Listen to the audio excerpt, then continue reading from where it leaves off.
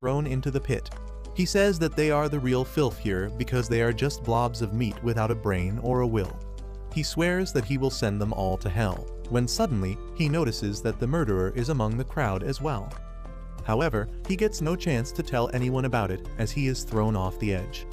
Rudo feels like he has been falling forever, and at one point, he loses consciousness. Luckily, all the garbage at the bottom of the pit breaks his landing, and when he wakes up, he is completely unharmed. He wonders what the hell is happening and how is he still alive, when the stench of the place suddenly hits him. Even the garbage thief is forced to block the smell, and then he notices the vast sea of garbage in front of him along with things that he doesn't recognize. Rudo wonders what the hell is this place when suddenly a giant shadow covers him. He turns around to see what is happening, and he can't believe his eyes when he sees a gigantic monster made out of garbage bearing its fangs at him. Rudo's mind goes blank for a moment on seeing the monster, and he recalls how he always found it strange that everyone was so obsessed with sending garbage and human filth to the bottom of the pit. Yet no one ever cared about what actually happened to them below. They didn't even think about what else could be at the bottom, and that bothered him more than anything else.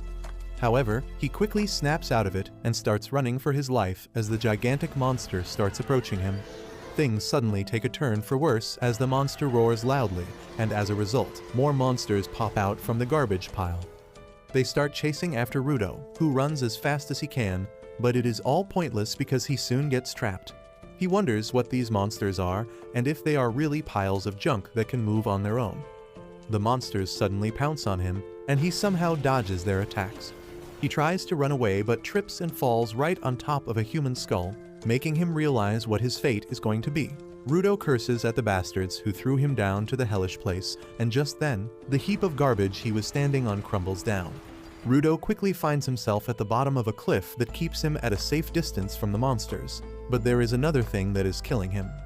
He realizes that the air of this place is literally poison, and if he breathes it for too long, his lungs will be torn apart. He covers his mouth and nose with his gloves, hoping to find a place to hide and recover. But then he suddenly realizes that a safe space might not even exist in this hell. He begins losing hope and suddenly pukes out blood, the sound of which attracts the monsters towards him again. Rudo falls on the ground, unable to move, and he almost accepts his fate when suddenly, Ricto's dying body pops up in his memories. A strange power suddenly surges through Rudo's hands, but he doesn't notice it.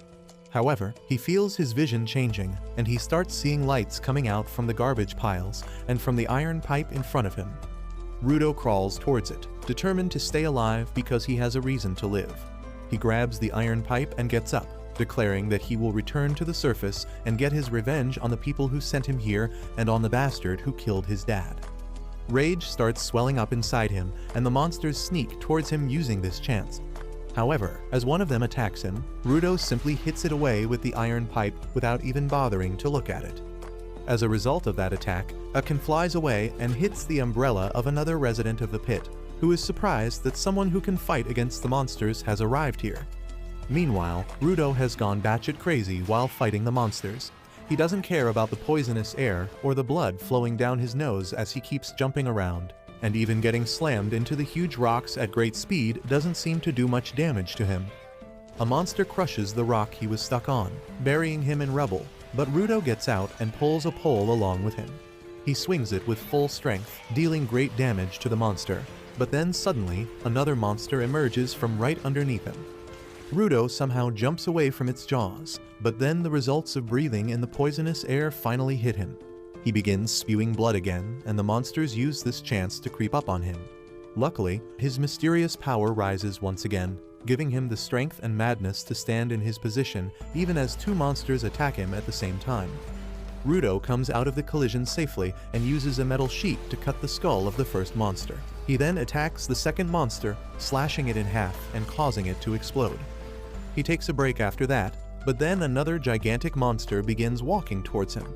The moment Rudo sees it, he decides to run away and regain his strength, but the monster stomps on the ground with its full strength, releasing a shockwave that blows him away. However, as Rudo opens his eyes, he is shocked to see a guy wearing a creepy mask standing on top of him. He wonders who is this guy and where did he come from, but the man suddenly lifts him up and kicks him ahead. Rudo coughs up some blood and is about to throw hands when the guy suddenly puts a gas mask on his face, allowing him to breathe again. Rudo is really confused now, and he asks the man if he is a local. He wants to know about this place and the monsters here, but the masked man just asks him to be silent. Obviously, someone with a single-digit ick can't understand orders, and Rudo keeps asking him about this place loudly. The masked man once again whispers at him to shut up, but Rudo tells him to speak more clearly. He asks if they are underground, and the masked man finally snaps at this. He forgets his own advice and yells at Rudo, telling him that they are not underground but above the surface, and it is the fault of the people living at the top for turning this place into a hellhole. He then tells Rudo that the giant monsters made out of trash are attracted to sound, and thanks to him not shutting up, they have noticed him now. The masked man says that the trash beasts can't be defeated with ordinary weapons, so their best choice was to sneak away silently, but they can't do it anymore. One monster reaches behind them by this point, and the masked man decides to deal with it before anything else. A golden energy suddenly emerges from his arm and coats his umbrella, transforming it into a weapon. The monster attacks them, but the masked man simply swirls his umbrella in its face, using it like a handheld blender to grind away the monster. The monster's pieces fall away everywhere, and they suddenly turn to dust. Rudo was already surprised by the strange power-up, but now he is even more curious about the monsters not regenerating after being hit by this attack. Just then, a huge horde of monsters arrive there, but the masked guy is confident that he can deal with all of them. He dashes towards the monsters, quickly blowing them up with his bladed umbrella, and then jumps up, using his umbrella as a parachute. Rudo wonders if this is some kind of technology the people in the pit use, or if it is unique to the masked man. Meanwhile, the masked man drifts in front of the last remaining giant monster, who suddenly spits a ball of acid at him.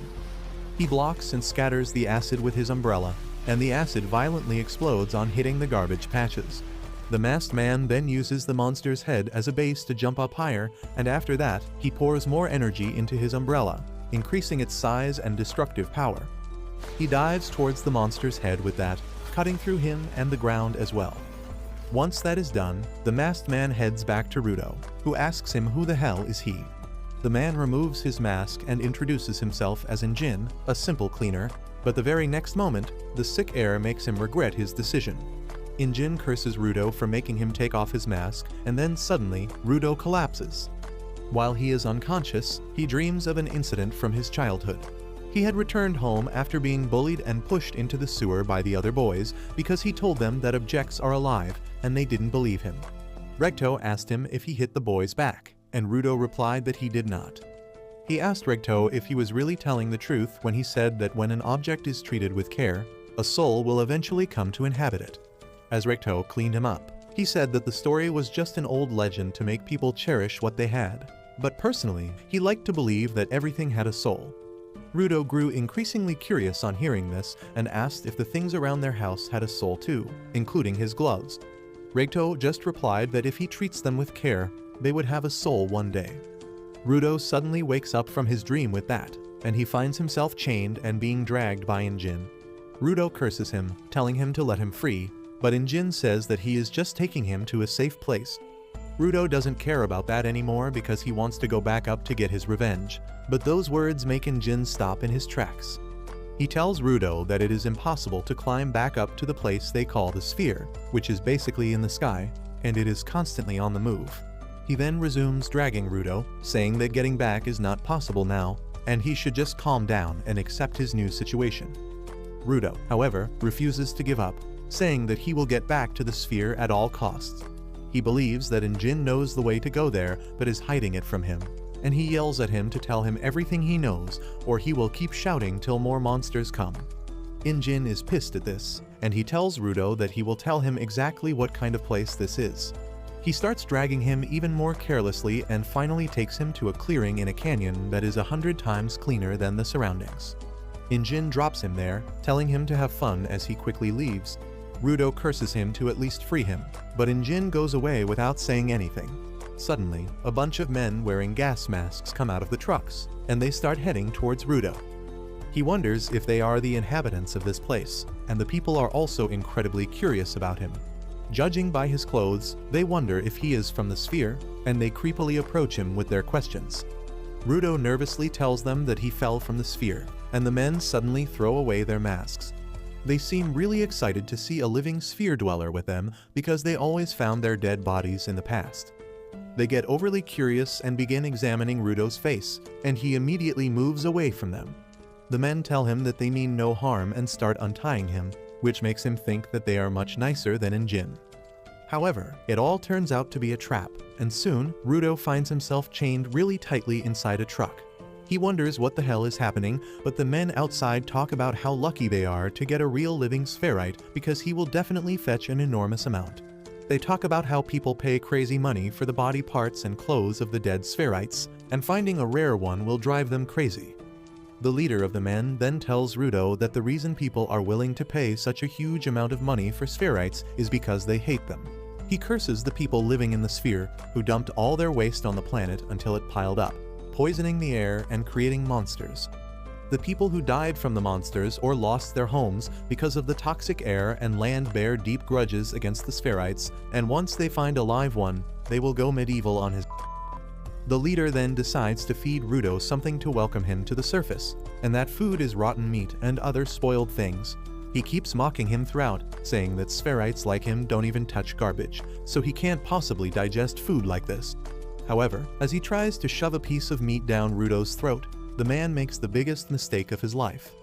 Rudo suddenly bites his fingers, tearing out the flesh from them and chewing it up along with the rotten stuff he ate earlier. He then starts eating the rotten food, saying that it is not trash because it is still perfectly edible. The man crap their pants because they have never seen a beast like this, but that is just the beginning. Rudo is mad at everyone for labeling things as trash and unworthy of being used, and he is no longer going to take it sitting down. His power manifests again, and he breaks free from his chains. He jumps outside and releases his energy onto the ground, lifting the objects around him. Injin watches everything from a distance, and he is really pleased to see that Rudo turned out to be a giver, a person who can give life to objects and draw out their power, just like him. Meanwhile, on the ground, Rudo thinks about Rigto's words that treating objects with care makes them alive, and they treat their humans with care too. He throws away his mask and grabs the chain used to tie him, infusing it with life and turning it into a weapon. The men rush towards him, but Rudo just hits the ground with his chain, forcing them to retreat. Their leader tells them to target the chain because a giver is useless without their object, and his men succeed in disarming Rudo quickly. However, to their utter shock and Injin's utter delight, Rudo picks up a tire and turns it into a weapon too, which is too rare even for powerful givers. He makes quick work of the men and then moves on to their leader, who keeps cursing him while crapping his pants. But just as Rudo is about to strike him, Injin comes there and stops him. Rudo suddenly snaps out of his frenzy, and his power dies down. The tire he was using suddenly turns to dust, and Rudo gets a nosebleed as he tries to figure out exactly what he did just now. Injin says that using his power so recklessly is bound to tire his body. He then apologizes for testing Rudo like this, but he wanted to make sure of his powers. He promises to tell him everything about this world and his powers, but in exchange, he wants Rudo to join the cleaners because they need people like him to fight the monsters. However, that is a bit too much for Rudo to process, and he says that he doesn't want to join them. But that's where this video ends. Remember to like and subscribe to the channel. Thanks for watching, and I'll see you next time.